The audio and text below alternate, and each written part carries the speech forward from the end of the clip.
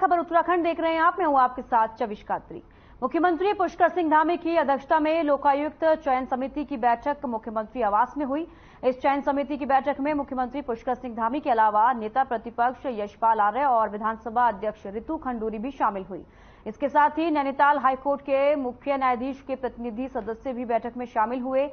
लोकायुक्त चयन समिति की इस बैठक में समिति में एक और सदस्य को नामित किए जाने के लिए पैनल तैयार किया गया।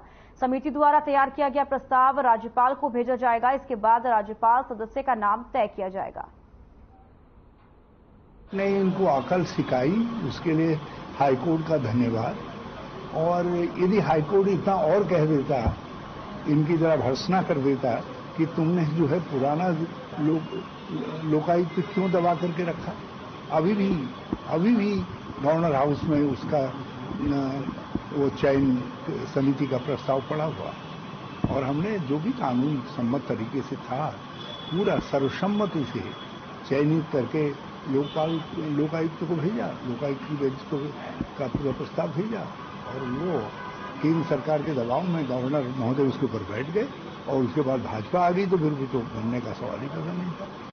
हाँ, निश्चित रूप से, क्योंकि लोकायुक्त का विषय हमारी सरकार में प्रारंभ हुआ है, और जब विधानसभा विषय किया तो उस समय के तत्कालीन विपक्ष द्वारा इसको एक प्रवर समिति को सौंपने की बात की गई थी। प्रवर समिति का अपना कार्य है, लेकिन न्यायालय ने इस विषय को संज्ञान लिया और सरकार न्यायालय के सारे विषयों का सम्मान करते हुए।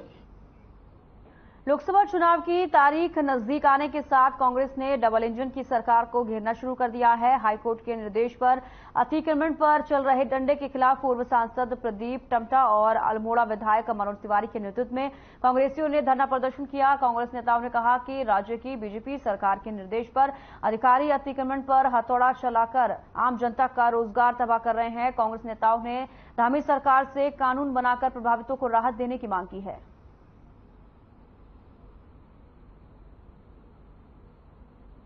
हमारी संवैधानिक व्यवस्था में भी स्पष्ट है कि लोकतंत्र में जनता का हित होना चाहिए और जनता के हित के अनुसार ही नीति बननी चाहिए करके। लेकिन प्रदेश सरकार द्वारा अतिक्रमण के नाम पे जो जनता का हित हो रहा है, उनके जो हमारे छोटे व्यापारी हैं, बड़े व्यापारी हैं, उनको उजाड़ा जा रहा है, उनके भवनों को तोड़ा जा रहा है।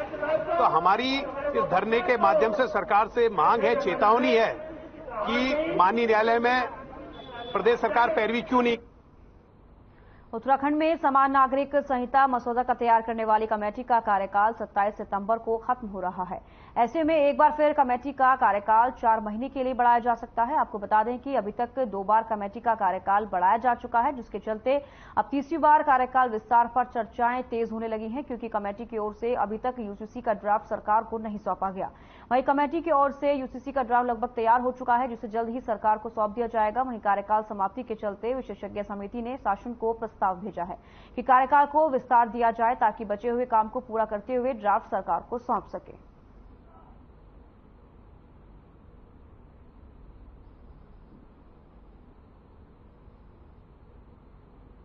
आप मेरे एक कथन को जब यूसीसी कहा जा रहा था, तब मैंने कहा था कि धामी जी बेगानी शादी में अब्दुल्ला दीवाना है, और मैंने उस दिन भी कहा था कि संविधान बिल्कुल स्पष्ट है इस विषय में कि ये कंकरेंट उसका सब्जेक्ट है।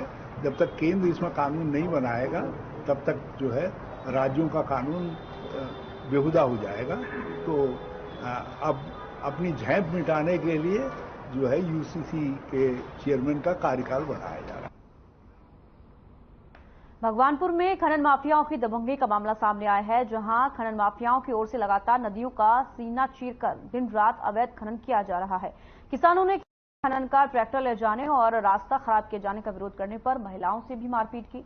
बता दें कि अवैध खनन का कारोबार खनन माफियाओं की ओर से दिन रात धड़ल्ले से किया जा रहा है। वहीं खनन माफियाओं को पुलिस प्रशासन का भी कोई खौफ नहीं है। साथ ही साथ अवैध रूप से खनन करने वाले माफियाओं ने खनन सामग्री को ही स्टोन क्रशरों पर अवैध रूप से डाला जा रहा है। ग्रामीणों का कहना है कि उच्च अधिकारियों को भी इस मामले से अवगत कराया गया है, पर कोई कार्रवाई नहीं की जा रही है, जिसको लेकर ग्रामीणों में भारी रोष है।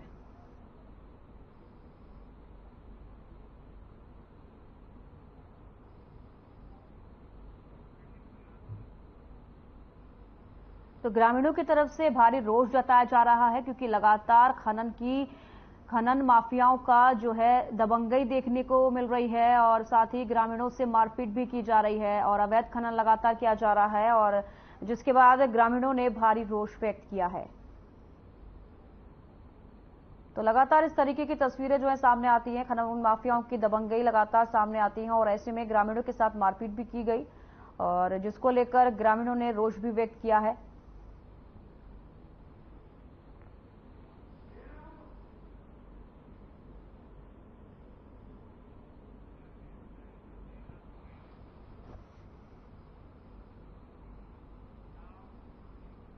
उत्तराखंड की राजनीति में महिला कांग्रेस के एक प्रदर्शन ने विवाद खड़ा कर दिया है। दरअसल गुरुवार को बहुचर्चित अंकिता हत्याकांड में न्याय की गुहार लगाती महिला कांग्रेस की कार्यकर्ताओं ने राज्य सरकार के खिलाफ सड़कों पर उतरकर प्रदर्शन किया और इस प्रदर्शन के दौरान महिला कांग्रेस प्रदेश अध्यक्ष ज्योति रौतेला और महिला कांग्रेस महामंत्री ने अपना मुंडन कराया, जिसे भाजपा ने इसे हिंदू धर्म का अपमान बताया है। भाजपा के प्रदेश अध्यक्ष ने अपने बयान में कहा कि सनातन धर्म में महिलाओं का मुंडन अपराध के समान है। हालांकि कांग्रेस ने भाजपा अध्यक्ष के इस बयान पर उन्हें भाजपा नेता दिवंगत सुषमा स्वराज और उमा भारती की याद दिलाई।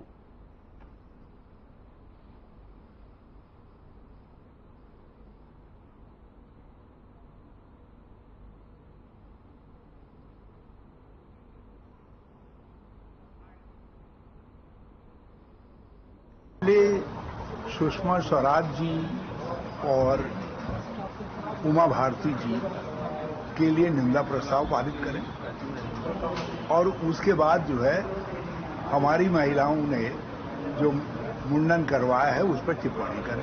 पहली बात। दूसरी बात यह है कि महिलाओं की अस्मिता की रक्षा का सवाल है और अंकिता महिलाओं के अस्मिता और महिला सम्मान के लिए बलिदान हो गई और ये सरकार अंकिता हत्या की जो है न्यायिक हत्या करना चाह रही है। किसी भी विपक्ष को अपने विषय रखने का नैतिक अधिकार है। पहली बात तो हम सुधे प्रश्न खड़ा कर रहे हैं, जब मामला न्यायालय पे हो तो न्यायालय के प्रति अविश्वास प्रदर्शन करने का कांग्रेस काम कर रही है।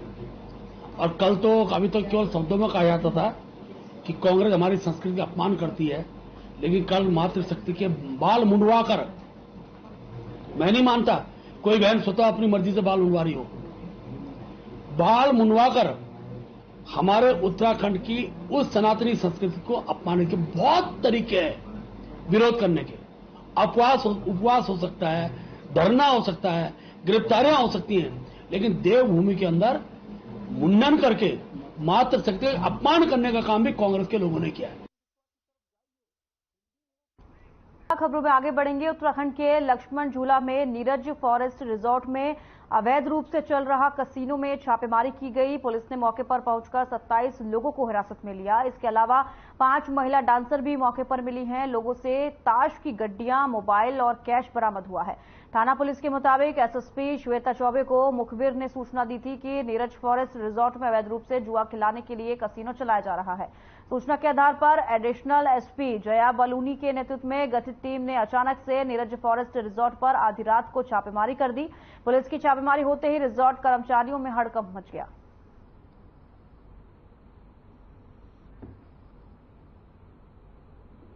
तो नीरज फॉरेस्ट रिजॉर्ट में छापेमारी की गई है क्योंकि वहां पर कसीनो चलाया जा रहा था, जिसमें कि अवैध रूप से, और साथ ही बता दें कि 27 लोगों को हिरासत में लिया गया है। नीरज फॉरेस्ट रिजॉर्ट में छापेमारी की गई है, जिसमें कि कुछ महिला डांसरों को भी पुलिस ने गिरफ्तार किया है और अवैध तरीके से वहां पर कसीनो चलाया जा रहा था, जहां पर नीरज फॉरेस्ट रिजॉर्ट में छापेमारी की गई। साथ ही आपको बता दें कि महिला डांसरों को भी हिरासत में लिया गया है। अवैध रूप से कसीनो में रेड पड़ी है।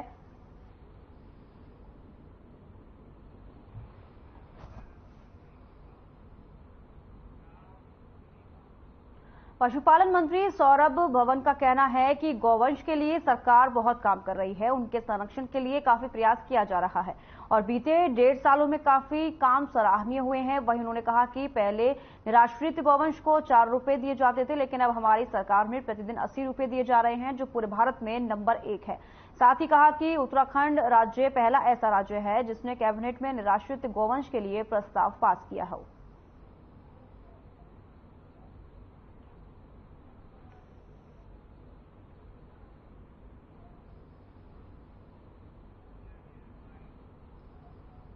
बहुत बड़ी समस्या रही है। जो निराश्रित गौवंश है, इससे किसानों का हानि हो रही है, फसलों की हानि हो रही है, रोडों पे एक्सीडेंट हो रहे हैं, हमारे गौवंश को हानि हो रही है। और इस सरकार ने माननीय पुष्कर सिंह धामी जी के नेतृत्व में हमने गौवंश के सुधार के लिए, गौवंश की गौशालाओं में उनके भरण पोषण के सुधार के लिए बहुत अच्छे कदम उठाए। पिछले 1.5 साल में 4 रुपये 75 पैसे से प्रतिदिन हमने जानवर के भरण पोषण को बढ़ा के 80 रुपये किया, जो कि पूरे देश में सबसे ज्यादा है। उत्तराखंड सरकार सबसे ज्यादा दे रही है।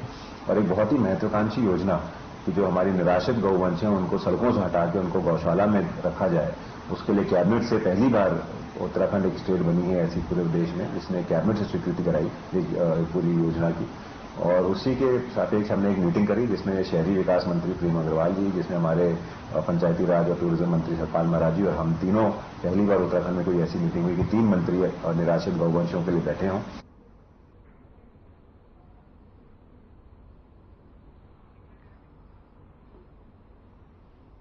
तो सरकार के कई काम सराहनीय हैं। पशुपालन मंत्री सौरभ भवन का ये बयान सामने आया है और गौवंश के लिए सरकार काम कर रही है, ये उनकी तरफ से कहा गया है और सरकार सराहनीय काम कर रही है। नैनीताल पुलिस और एसओजी की टीम को बड़ी सफलता मिली है। पुलिस टीम ने अब तक नशे के सबसे बड़ी खेप बरामद की है। पुलिस ने 3 बड़े तस्करों के साथ 1 किलोग्राम से अधिक स्मैक बरामद की है। बताया जा रहा है कि पकड़े गए आरोपी उत्तर प्रदेश के रहने वाले हैं और इन तीनों तस्करों के पास से 1 किलो 75 ग्राम स्मैक बरामद की गई है। एसएसपी प्रहलाद नारायण मीणा ने खुलासा करते हुए बताया कि जिले में नशे के खिलाफ चलाए जा रहे अभियान को अब तक की सबसे बड़ी सफलता मिली है।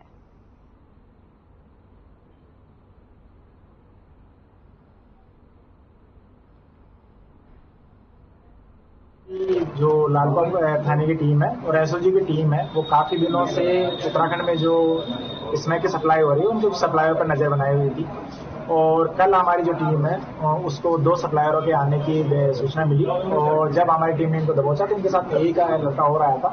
तो इस तरीके से कल 3 सप्लायरों को हमने गिरफ्तार किया है और इनसे लगभग 1100 ग्राम के आसपास जो स्मैक है उसकी बरामद की है।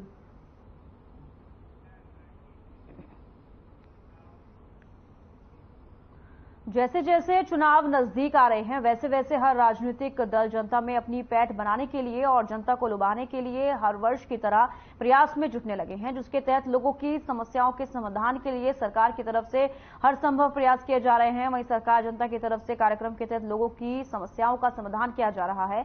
वहीं जसपुर क्षेत्र अंतर्गत तहसील परिसर में सरकार ने जनता की तरफ से कार्यक्रम किया गया, जिसमें सैनिक कल्याण और ग्राम्य विकास मंत्री गणेश जोशी पहुंचे, जहां बीजेपी कार्यकर्ताओं ने उनका जोरदार स्वागत किया।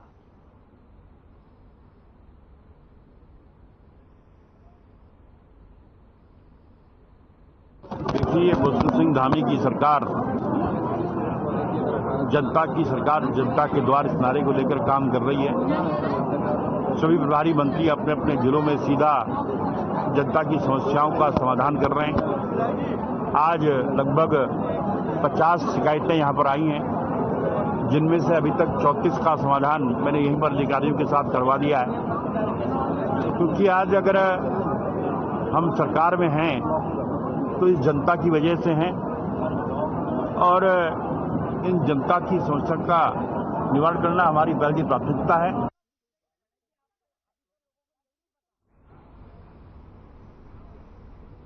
गुरुवार को रामनगर के सरकारी अस्पताल की बदहाल स्वास्थ्य सुविधाओं के खिलाफ लोगों का आक्रोश फूट गया और उन्होंने अस्पताल के बाहर धरना प्रदर्शन करते हुए प्रदेश सरकार के साथ ही स्थानीय विधायक के खिलाफ भी नारेबाजी कर रोष व्यक्त किया। इस दौरान पूर्व ब्लॉक प्रमुख संजय नेगी के नेतृत्व में आयोजित इस धरना प्रदर्शन में पंचायत एवं नगर पालिका के प्रतिनिधियों के साथ ही आम जनता ने भी पूरी तरह सहभागिता जताते हुए रामनगर अस्पताल के खिलाफ अपनी नाराजगी जाहिर की। आपको बता दें कि रामनगर में इस अस्पताल में आने वाले मरीजों को बेहतर स्वास्थ्य सुविधा देने के मकसद से प्रदेश सरकार द्वारा कुछ वर्ष पूर्व अस्पताल को पीपीपी मोड पर दिया गया था, लेकिन जब ये अस्पताल पीपीपी मोड पर गया तब से यहां स्वास्थ्य सुविधाओं का बुरा हाल है। जनता को उपचार न देकर उन्हें रेफर किया जा रहा है या कई मासूम व गरीब लोग उपचार के अभाव में अपनी जान गंवा रहे हैं। पूर्व ब्लॉक प्रमुख संजय नेगी ने कहा कि अस्पताल को पीपीपी मोड से हटाने को लेकर कई बार धरना प्रदर्शन किया जा चुका है, लेकिन प्रदेश सरकार और स्थानीय जनप्रतिनिधि पूरी तरह खामोश हैं। इससे स्पष्ट है कि सरकार और सत्ता पक्ष के स्थानीय जनप्रतिनिधियों की मिलीभगत है।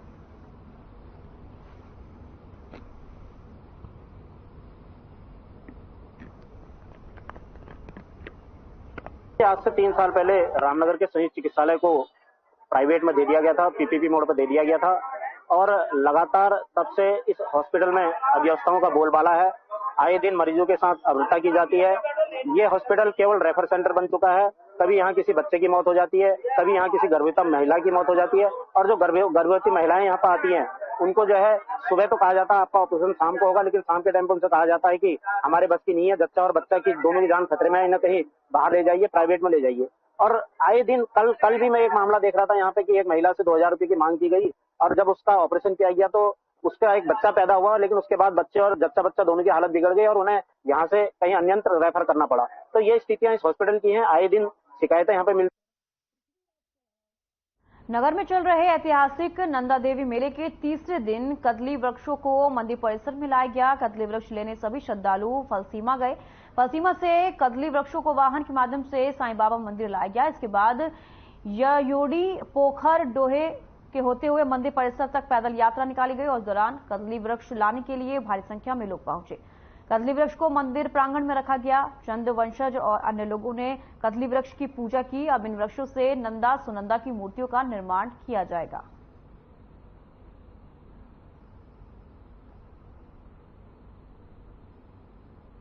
सर्वभूतेषु मातृरूपेण संस्थिता नमस्तस्यै नमस्तस्यै नमो नमः।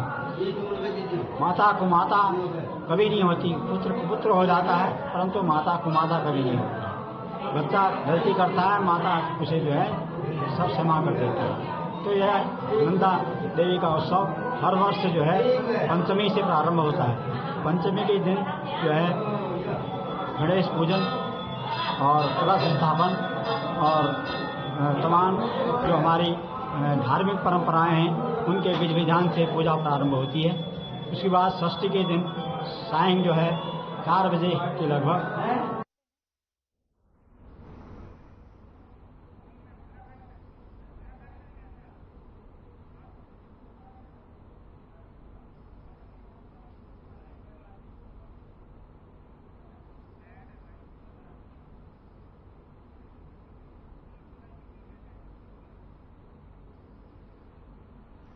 तो मंदिर में कदली वृक्ष लाए गए हैं। श्रद्धालुओं की भीड़ लगी हुई है। साथ ही आपको बता दें कि नंदा देवी मेले का ये तीसरा दिन है जहां पर कदली वृक्ष के साथ पूजा की जा रही है। मंदिर में कदली वृक्ष लाए गए हैं और आप भी तस्वीरों में देख सकते हैं किस तरीके से भक्तगण यहां पहुंचे हैं। श्रद्धालुओं की भीड़ लगी हुई है। नंदा देवी मेले का तीसरा दिन है। श्रद्धालु बड़ी धूमधाम से इस मेले में पहुंचे हैं और धूमधाम से इस अवसर को मनाया जा रहा है। मंदिर में कदली वृक्ष भी लाए गए हैं और पूजा अर्चना भी की जा रही है।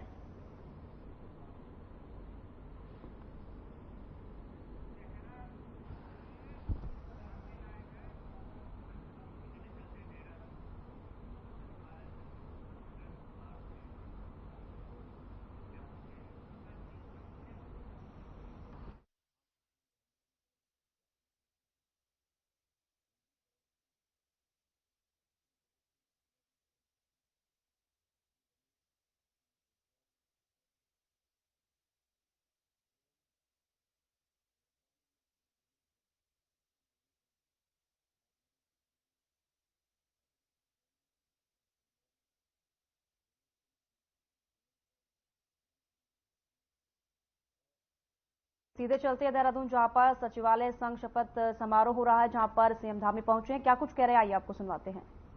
लगातार कनेक्ट किया है। रविवार बहुत अच्छी शायरी सुनाकर, बहुत सारे अच्छे मुहावरे सुनाकर शानदार तरीके से श्री जेपी मैकुरी जी और इस कार्यक्रम में आए हुए सभी हमारे अतिथिगण, विभिन्न विभिन्न कर्मचारी संघों के प्रतिनिधिगण एवं सचिवालय के सभी हमारे अधिकारीगण, कर्मचारीगण, उपस्थित भाइयों बहनों, पत्रकार मित्रों एवं छायाकार बंधुओं, मैं सबसे पहले तो समस्त खबर उत्तराखंड में फिलहाल इतना ही। दीजिए इजाजत। नमस्कार।